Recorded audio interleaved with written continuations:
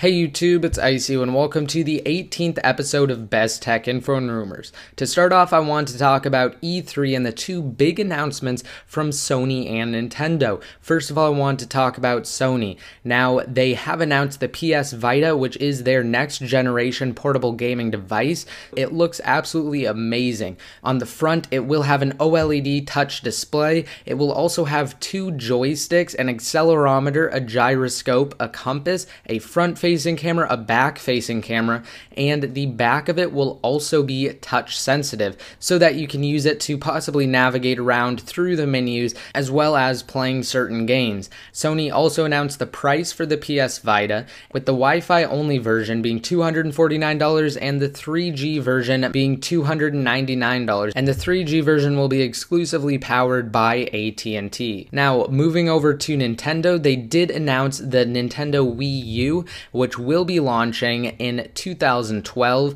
and the most surprising thing about this version of the Wii is that it is completely redesigned, so it actually looks different, and that's probably because of the controller. Now, the controller has a 6.2-inch touchscreen actually on it. Now, that can be used to play games, and it is really nice if you are playing a multiplayer game, such as the ones that they have demonstrated, like the Me Chase game, as well as the Mario one, where you're basically playing tag, and the person who has the controller, or at least a specialized controller, runs around and the other people cannot see what they are doing specifically. So basically they get their own little version of the game, and the point of the other players is to try and capture them, or with other games they try and interact with them in a different way. Now, the regular controllers will still work with it, and the games will still work with it as well from the original Wii. The controller also has a front-facing camera and a back-facing camera,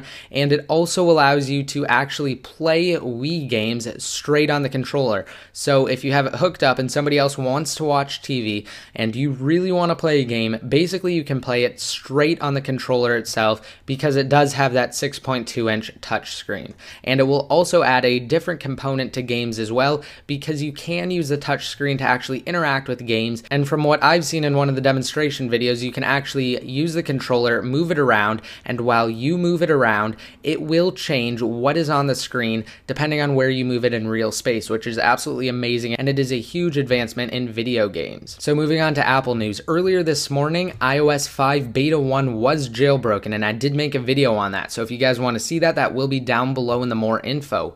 Also, it appears that Apple has actually left out some of the camera features in iOS 5 for iPhone 3GS users. Now, while it's nothing major, they could also take out other things before the public release, because again, this is just a beta version, so they might actually just be testing to see whether or not certain things actually work on the 3GS and how well they actually work. It's also been confirmed that Ionic's untethered exploit that was present in iOS 4.3.1 through 4.3.3 has been patched in iOS 5, unfortunately, but the good news is that, again, it has already been jailbroken. A tethered version of the jailbreak has been released, and I'm sure they are already working on an untethered solution, but of course that untethered jailbreak will not be out until the public version of iOS 5 is released. Now, a really cool thing that you can do with iOS 5 is set custom vibrations for certain people. So say you have a certain person that's calling, you can actually set a custom vibration for them.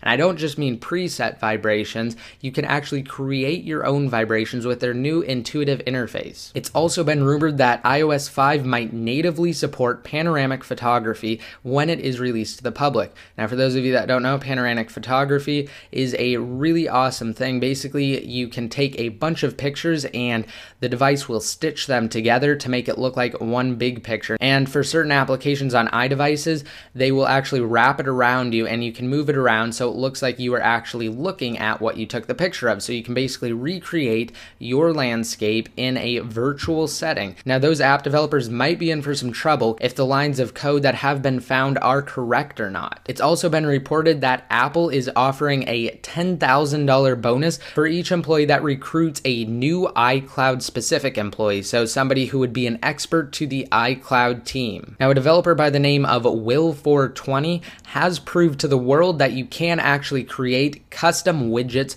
for Apple's notification center in iOS 5. And Chronic, who is a popular jailbreak developer, actually confirmed that, again, this is possible and you can do it. Now, Apple has not confirmed whether or not there will be a public API to actually design these custom widgets, so I guess we'll just have to wait and see what happens when the public version of iOS 5 is released. And one last thing, the other day I actually made a video demoing how you can sync your iDevice with iTunes while using it at the same time. So if you guys want to see that, you can check it out and it will be down below in the more info. And I will have a link to an article about all the things that I've talked about today down below in the more info as well. So if you want to get more information on them, you can check it out there.